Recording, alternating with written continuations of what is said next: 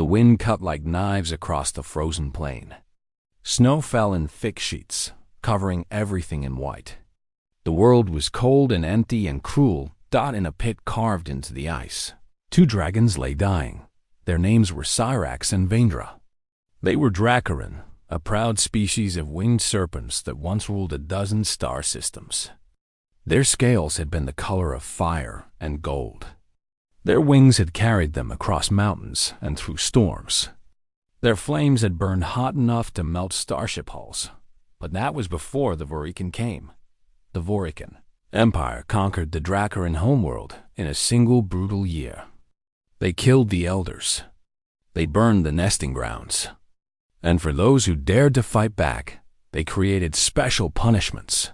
Cyrax had led the rebellion. Vendra had fought beside him.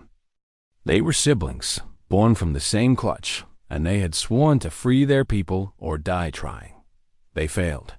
Now they lay in chains on Kethar 7, a frozen world at the edge of known space. The Vorican used it as a prison for those they wanted to forget. There were no guards here, no cells, no walls. The planet itself was the prison. The cold was the executioner. The chains around their necks and limbs were made of Vorican metal, stronger than anything the Dracaran could break. The chains were bolted deep into the ice.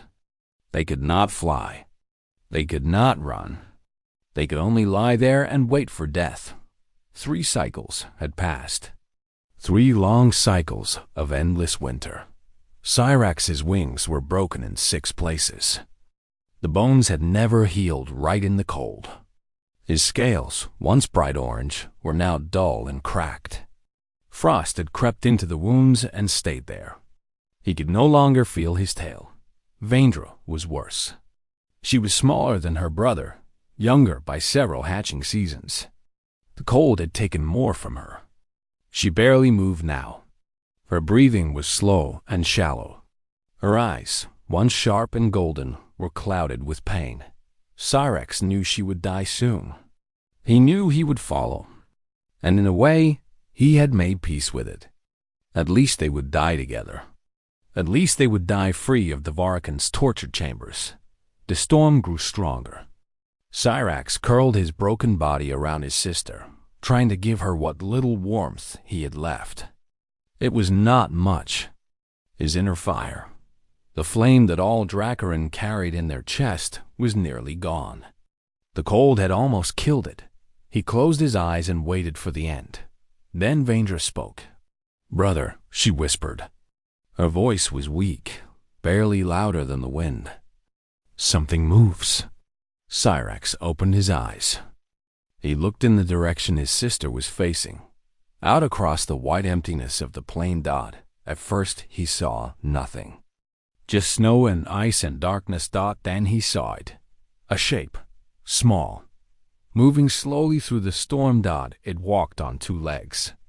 It was wrapped in some kind of fabric, thick and layered against the cold. It stumbled and fell, then got back up. It kept walking toward them. Axe felt a spark of something he had not felt in a long time. Curiosity. "What is it?" Vendra asked.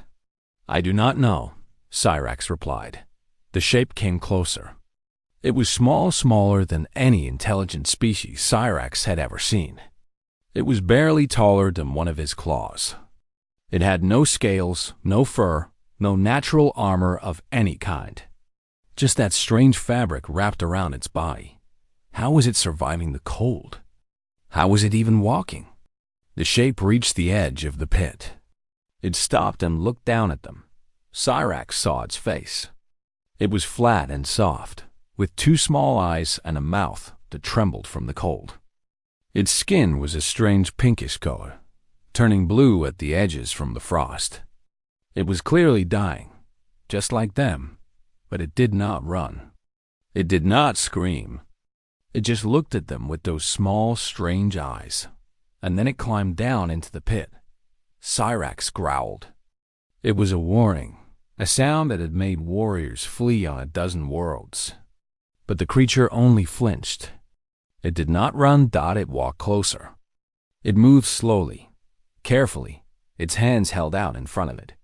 It was shaking badly. Cyrax could hear its teeth clicking together. The creature stopped in front of Vendra. It looked at her cracked scales, her clouded eyes, her shallow breathing. Then it looked at the chains. It made sounds with its mouth. Words, maybe. Cyrax did not understand them. The creature reached into its covering and pulled out a small device. It pressed something on the side and spoke into it again. This time, after a moment, Cyrax heard the words in his own language. "Can you understand me?" The voice was broken and rough, filtered through damaged technology. But Cyrax understood. "Yes," he said. The creature's eyes went wide. It looked at Cyrax, then at Vendra, then back at Cyrax. "You're hurt," it said. "Both of you. You're dying." "Yes," Cyrax said again. There was no point in denying it. "Who did this to you?" "The Vorican." The creature was silent for a moment. Then it said, "I'm going to help you." Cyrax stared at it. This tiny, fragile thing, barely alive itself, wanted to help them? "You cannot," Cyrax said. "Go, save yourself. The storm will kill you." The creature shook its head. It knelt down beside Vendra and began brushing snow away from her chains. Its hands were bare now, and Cyrax could see the skin turning red and raw from the cold. "I'm Danny," the creature said. "Danny Carter. I'm human." Human. Cyrax had never heard of the species. They were not part of the galactic community, not that he knew of. "You are going to die here," Cyrax said. "Leave us." Danny looked up at him. His small eyes were filled with something Cyrax did not recognize at first. Then he understood. It was stubbornness. Pure, foolish stubbornness. "Nobody dies alone," Danny said. His voice was shaking, but his words were firm. "Not if I can help it." He went back to clearing the snow. His hands were bleeding now, the skin cracking from the cold. But he did not stop. Cyrax watched this impossible creature work in the freezing darkness, and he felt something stir in his chest. It was not hope. He had forgotten what hope felt like, but it was something. Danny worked through the night. His fingers were numb. His lungs burned with every breath of frozen air. His body screamed at him to stop, to rest, to find shelter. But he did not stop. He cleared the snow from around the dragons as best he could. He found rocks frozen into the ice and piled them in a circle. He gathered the small amount of burnable material he had in his pack, things he had saved from the crash. Emergency fuel tabs, a broken data pad, scraps of insulation from his suit. It was not much, but it was enough for a small fire. The flames flickered weakly in the wind. Danny built a wall of snow around them to block the worst of the storm. The heat was tiny, barely enough to warm his hands. But the dragons watched it like it was the most precious thing in the universe. "What are you doing?" Cyrax asked. "Making a fire," Danny said. His voice was rough from the cold. "Why?" Danny looked at him. "Because you're cold." Cyrax did not know what to say to that. No one had ever done anything for him without wanting something in return. That was how the galaxy worked. Everything had a price, but this human asked for nothing. He simply worked. Danny pulled a container from his pack and filled it with snow. He held it over the fire until the snow melted into water. Then he carried it to Vendra. "Drink," he said. The female dragon was barely conscious. Her eyes flickered open at the sound of his voice. She looked at the water, then at Danny. "Drink," Danny said again. He held the container to her mouth. Vendra drank. The water was cold, but it was clean, and it was the first thing she had tasted in days. She drank until the container was empty. "More?" Danny asked. Cyrax watched as the human melted more snow and gave it to his sister. Then Danny melted more and offered it to Cyrax. "You first," Cyrax said. "You need it more than I do." Danny shook his head. "I'm fine. He was not fine. Cyrax could see that clearly. The human's lips were blue. His hands were shaking so badly he could barely hold the container. His breath came in short, painful gasps, but still he gave the water to Cyrax before drinking any himself. After the water came food. Danny had small packets of something in his pack. He called them ration bars. They were hard and tasteless, made for humans, but he broke them into pieces and offered them to the dragons. "I do not know if this will help you," he said, "but it's all I have." Vendra ate a piece. She made a face at the taste, but swallowed it down. Cyrax did the same. Then Danny ate what was left. It was not much. A few small bites. He chewed slowly, making it last. When the food was gone, Danny sat down between the two dragons. He leaned his back against Vendra's side, pressing his body against her scales. His thermal blanket, thin and torn, he spread over her snout where the frost was worst. "What are you doing now?" Cyrax asked. "Sharing heat," Danny said. "Body heat. It's how humans survive the cold. You will freeze." "Maybe, but she won't." Cyrax felt something crack inside his chest. It was not a physical thing. It was something older, something deeper. A wall he had built around his heart long ago, back when the Varakan first came and took everything from him. This human was breaking that wall. Why? Cyrax asked. The question had been burning in his mind since Danny first climbed into the pit. "Why are you doing this? You do not know us. You owe us nothing." Danny was quiet for a moment. The fire crackled softly. The wind howled above. "I was a medic," Danny said finally, "before I became a surveyor. Back on my homeworld, I helped people who were sick and hurt. That was my job. And now?" Danny's eyes went dark. "I was on a ship. The Starbound Horizon. We were exploring this system when something went wrong. Our shuttle crashed. I don't know what happened exactly. There was fire, screaming. I tried to help, but..." He stopped. His voice had broken. "There were 6 of us," he continued after a moment. "I was the only one who survived. I couldn't save them. I tried, but I couldn't." Cyrax understood then. The human was not just trying to save them. He was trying to save himself. To prove that he could still help someone, even after failing his own people. "You carry guilt," Cyrax said. "Yeah," Danny said. "I guess I do. That is a heavy burden." "It is." The night stretched on. The storm did not stop. Danny added more fuel to the fire when he could, but his supplies were running low. The cold crept closer. Cyrax found himself moving without thinking. He shifted his massive body, broken wings and all, until he was curled around Danny and Vendra both. His scales were cold, but beneath them there was still a spark of warmth. The inner fire of a Dracaran, dim but not dead. Danny looked up at him with surprise. "You are small," Cyrax said, "and fragile. And you have given us everything you have. Let me give you this." Danny smiled. It was a weak smile, tired and pained, but real. "Thank you," he said. They stayed like that through the darkest hours. 2 dying dragons and 1 dying human, huddled together against the endless cold when morning came, gray and pale through the clouds. Danny pulled himself free and walked to the chains that held Vendra. He studied them for a long time. He touched the metal, traced the patterns, looked at the place where the chain met the lock. "These are Varakan," he said.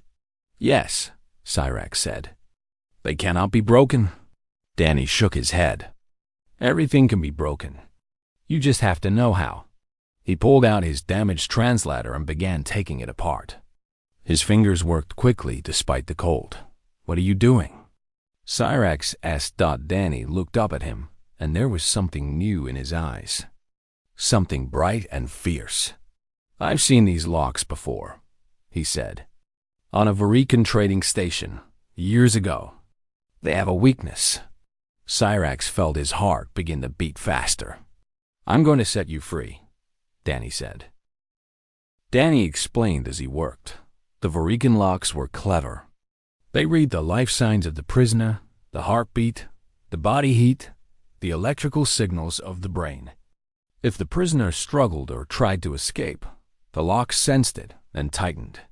Many prisoners had died that way, crushed by their own chains. But the locks had a flaw. They needed a clear signal to work.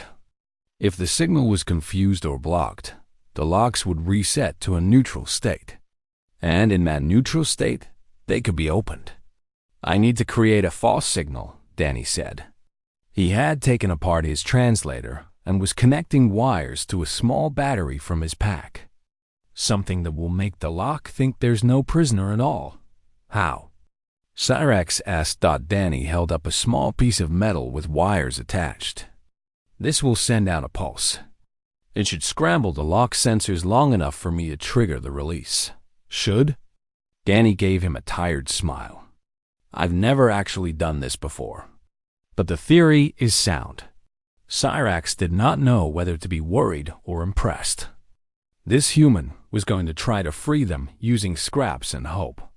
There's one more thing, Danny said. His voice was careful, like he was choosing his words. I need blood. Fresh blood. The lock uses biological markers as part of its signal. If I coat the sensor with blood from a different species, it should confuse it even more. You want our blood? No. Danny rolled up his sleeve. His arm was thin and pale, marked with old scars and new bruises from the crash. I'll use mine. Before Cyrax could say anything, Danny took a sharp piece of metal and cut a line across his arm. Blood welled up, red and bright against his pale skin. Cyrax watched in shock. The human had hurt himself without hesitation. His own blood dripped onto the ice, steaming faintly in the cold. Danny moved the Vander's chains. He smeared his blood across the lock sensor, coating it completely.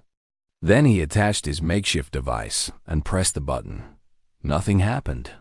Danny pressed it again. Still nothing. Cyrax felt his hope begin to die. Then there was a click. A soft, quiet click that sounded louder than thunder. The chain around Vandra's neck fell open. Danny laughed. It was a wild, disbelieving sound. He moved quickly to the other chains, repeating the process. More blood, more pulses, more clicks. Within minutes, Vandra was free. She lay still for a moment, unable to believe it. Then she lifted her head. She moved her wings, wincing at the pain but marveling at the freedom. She was no longer bound. Brother, she whispered. Her eyes were wet with something that might have been tears. Danny was already moving to Cyrax's chains. He was weaker now, moving slower. The cut on his arm was still bleeding, and his face was pale as snow. But he did not stop. Hold still, he said to Cyrax. This might take a bit longer. Your chains are thicker. Cyrax held perfectly still. He barely breathed. He watched this small, bleeding human work on his bonds and felt something he had not felt in 3 years. Hope. The first chain clicked open. Then the second.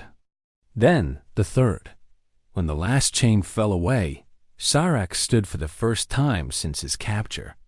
His legs shook. His wings screamed with pain. But he was standing. He was free. Thank you, he said to Danny. The words felt small, too small for what the human had done. Danny smiled weakly. Don't thank me yet. We still need to get out of here. He tried to take a step and stumbled. Cyrax caught him with one massive claw, gentle as a mother with a hatchling.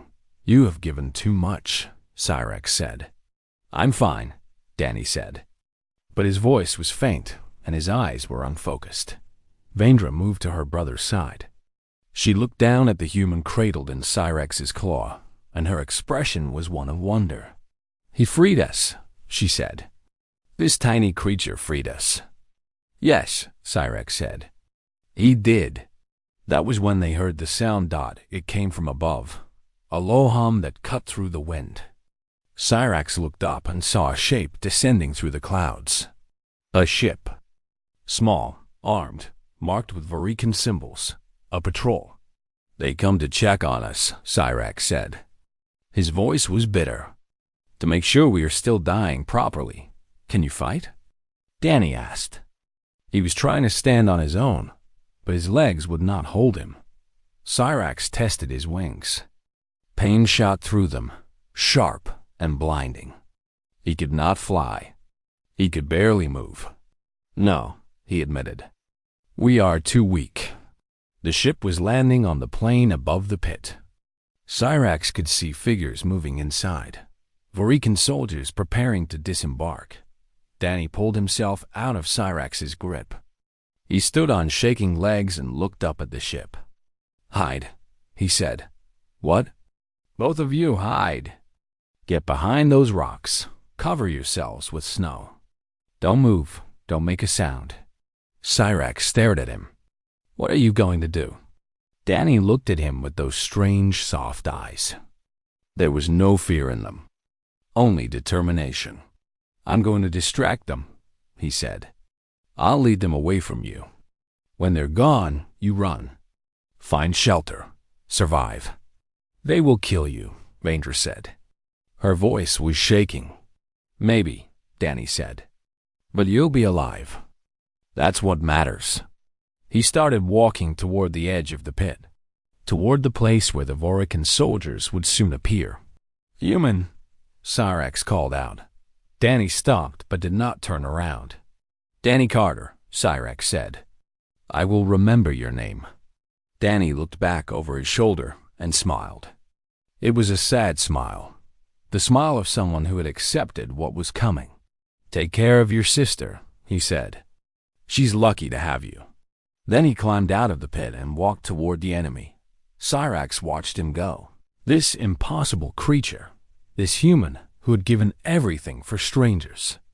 And deep in his chest, beneath the pain and the cold and the years of despair, something began to burn. It was small at first, barely a spark, but it was growing. The Vorican soldiers found Danny standing alone on the ice dot. There were 5 of them, tall and thin with gray skin and black eyes. They wore armor that hummed with energy, and they carried weapons that glowed with cold blue light. They moved like predators, confident and cruel. Their leader stepped forward. He looked at Danny with disgust, the way someone might look at an insect. "What is this?" he said in the common galactic tongue. "A human? Here?" Danny raised his hands to show he had no weapons. "My ship crashed.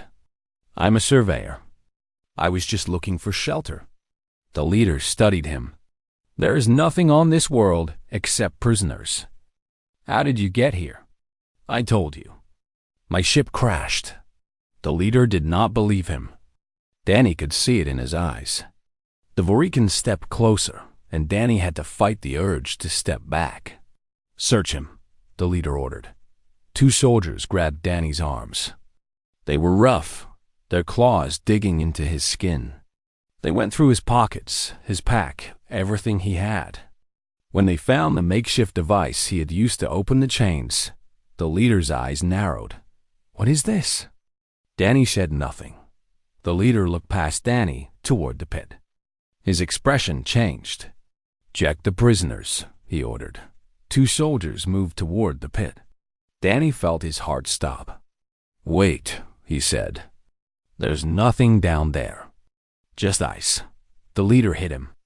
It was a casual blow, almost lazy, but it sent Danny crashing to the ground. Blood filled his mouth. "I did not ask you to speak," the leader said.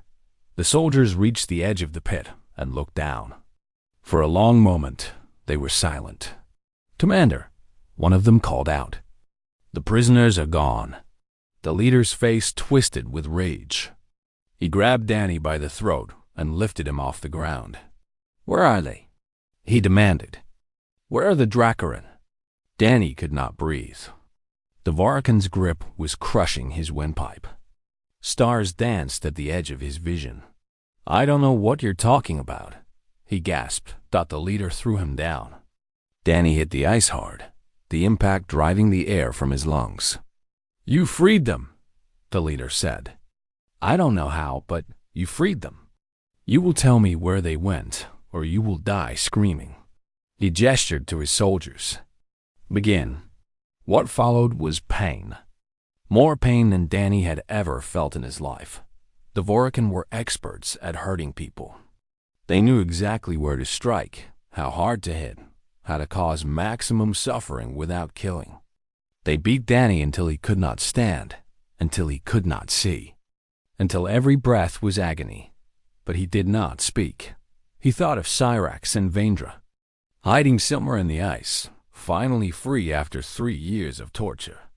He thought of his crew, the ones he could not save, and how this was his chance to save someone, anyone, to prove that his survival had meant something. The pain continued. Danny stopped screaming after a while. He did not have the strength. The leader stood over him, his black eyes cold with fury. "Enough," he said. "He will not talk. Kill him and find the dragons." A soldier raised his weapon. The blue light HMMED. Danny closed his eyes, and then the world exploded. Fire erupted from the pit, a column of orange and gold that lit up the gray sky. It slammed into the soldier with the raised weapon, sending him flying across the ice in flames. The Vorricans spun around, weapons ready, but they were not prepared for what came next. Cyrax climbed out of the pit. He was broken. His wings hung at wrong angles, his scales were cracked and dull, his body trembled with every movement. But his eyes burned with a light that had nothing to do with fire. It was rage. Pure, ancient rage. "You should have let us die," he said. His voice was a growl that shook the ice beneath their feet. The leader fired his weapon. The blue beam struck Cyrax in the chest, but the dragon barely flinched. He opened his mouth and breathed fire again. It was not the fire of his youth, not the roaring inferno that had once melted starships. It was weak, flickering, barely a shadow of what it had been. But it was enough. 2 more soldiers fell, screaming. Then Vendra appeared. She came from behind, moving through the snow like a ghost. She was smaller than her brother, but she was faster, and her roar shook the clouds. The remaining soldiers panicked. They fired wildly, their shots going wide, their discipline crumbling. They had expected dying prisoners, not fighting dragons. Cyrax and Vendra fought together, moving as one, covering each other's weaknesses. They had trained together since they were hatchlings. They had fought together in the rebellion. Even broken and starving, they were still warriors. The battle was over in minutes. When the last soldier fell, Cyrax collapsed. His fire had taken everything he had left. His chest heaved. His breath came in ragged gasps, but he forced himself to crawl to where Danny lay. The human was barely conscious. His face was swollen, his body covered in blood. But when he saw Cyrax, he smiled.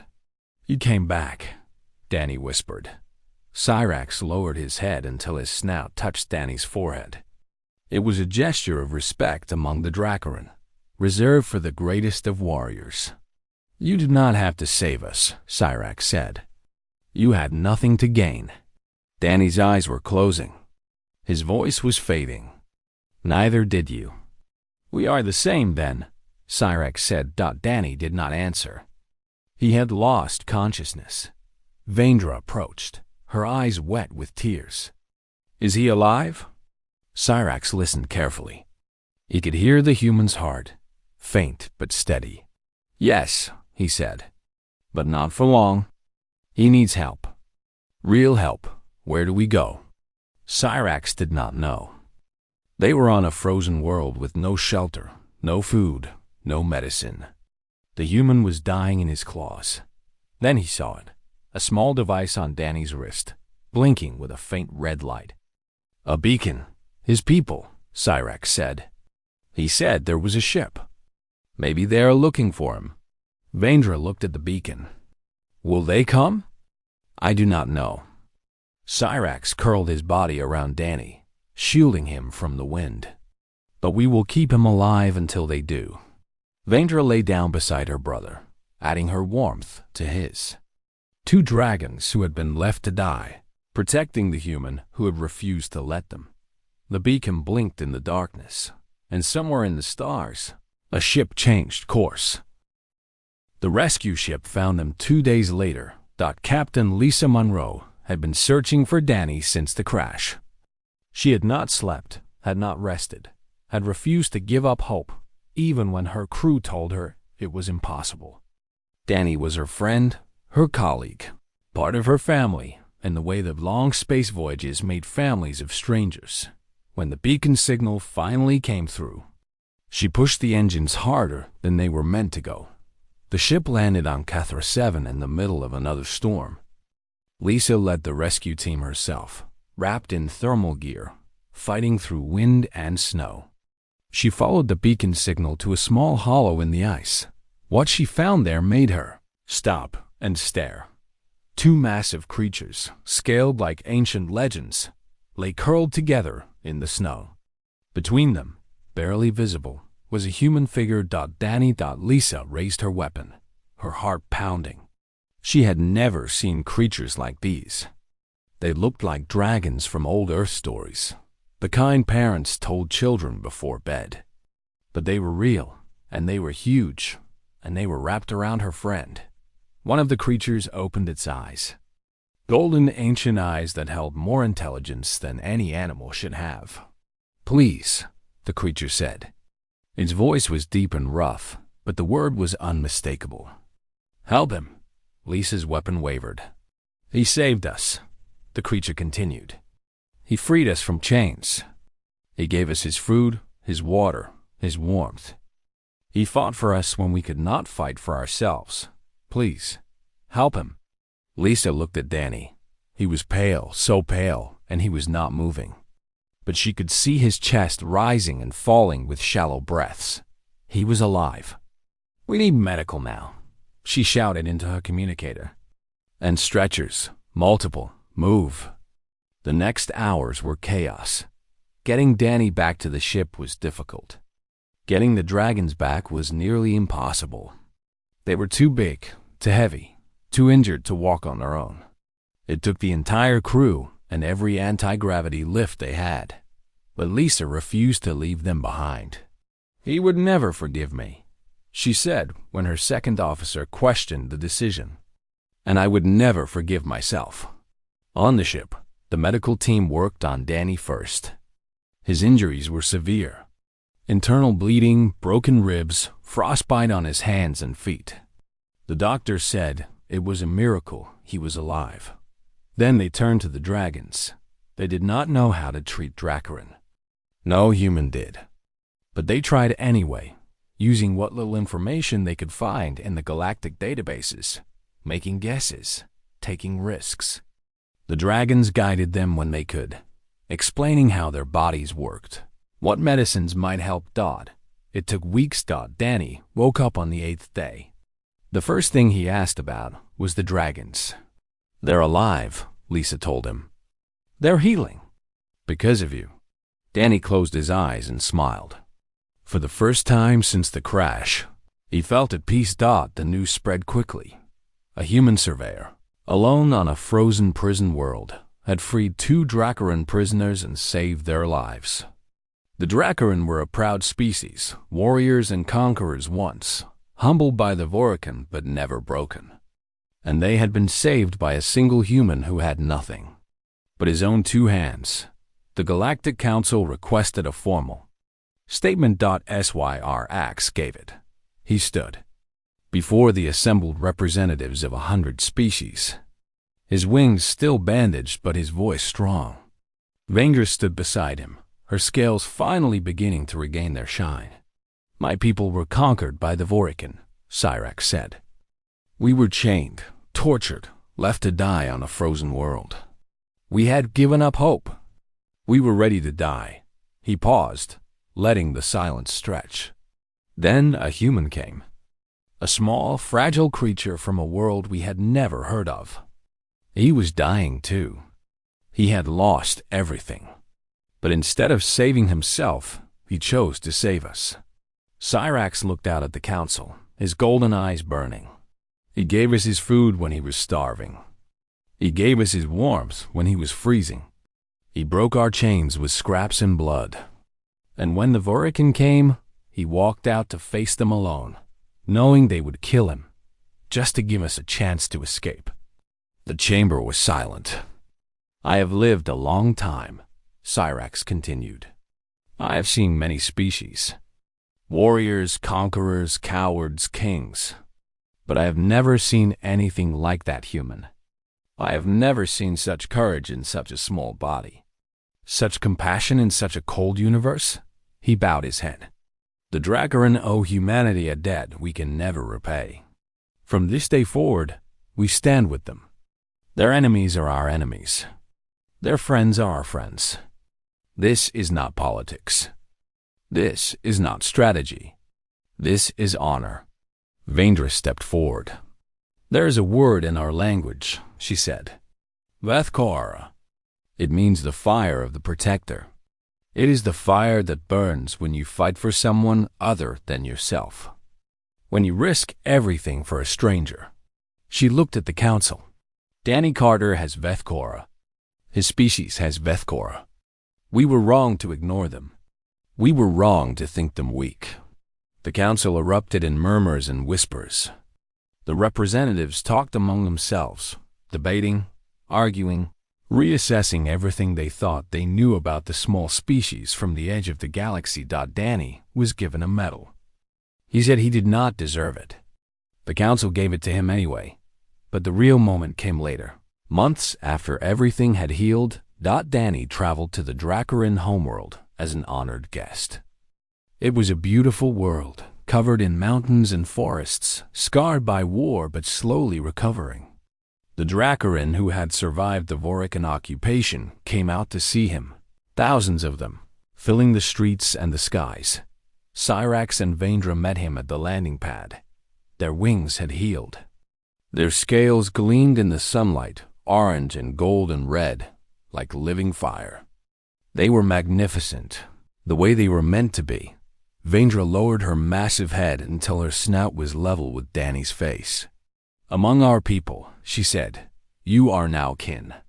This is the highest honor we can give. Wherever you walk, the dragons walk with you. Wherever you fall, we will catch you. This is our promise, now and forever. Danny reached out and touched her snout. His eyes were wet. I'm just glad I found you, he said. That night in the snow. I'm just glad I was there. Cyrax moved to stand beside his sister. He looked down at the small human who had changed everything. You were barely alive yourself, he said. You could have walked away. You could have saved yourself. Why did you stay? Danny thought about it for a moment. Then he smiled. Because nobody should die alone, he said. Not if someone can help it. Cyrax nodded slowly. He understood now. This was what made humans different. Not their strength, not their technology, not their numbers. It was this impossible, stubborn, beautiful refusal to abandon strangers, even when it cost them everything. Then we are the same, Cyrax said. Dragon and human. Different shapes, different scales. But the same fire inside. Danny looked up at the two towering creatures who had once been dying in chains, and he knew that everything had been worth it. Every moment of pain, every drop of blood, every frozen night. He had found something precious in the snow. And they had found something precious in him. The story spread across the stars. It was told in council chambers and taverns, in schools and ships. On 100 worlds, in 100 languages, the story of the frozen world, the chained dragons, and the human who refused to let them die alone.